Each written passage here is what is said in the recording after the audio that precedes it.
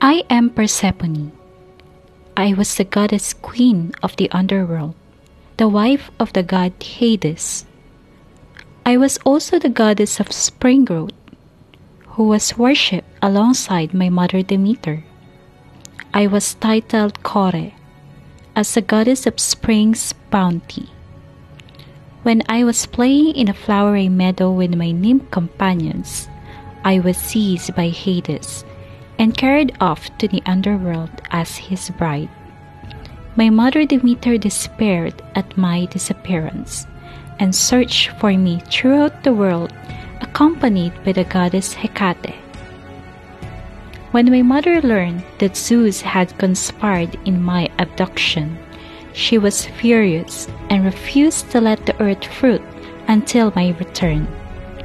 Zeus consented, but because I had tasted the food of Hades, a handful of pomegranate seeds, I was forced to forever spend a part of the year with my husband in the underworld.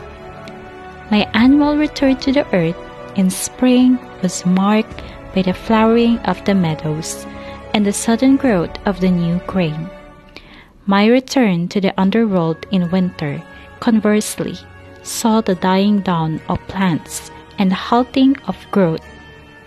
For 2/3 of every year, I would return to the land of the living, but for the remainder, I would stay in the world of the dead.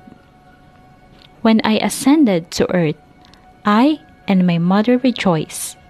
Together, we showered the fields with rain and nurtured them with the sun.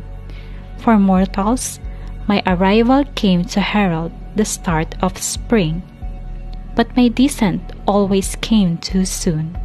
Each time I returned to Hades, my mother mourned, and the earth grew cold, dark, and unyielding, ushering in the winter months. My transit marked the gradual turning of the seasons and the bittersweet compromise between life and death. Why do I like Persephone, the queen of the underworld and the goddess of spring? Persephone was one of the most fascinating goddesses because of her dual connections to both the light and dark aspects of life.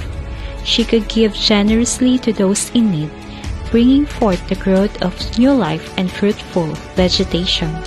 Yet she could just as easily harness the darkest and most occult powers of Greek mythology, conjuring up pain, madness, destruction, and death. She was also the loving daughter of Zeus and Demeter. She was close to her mother Demeter, and her closeness was unbeatable. She was the beloved wife of Hades.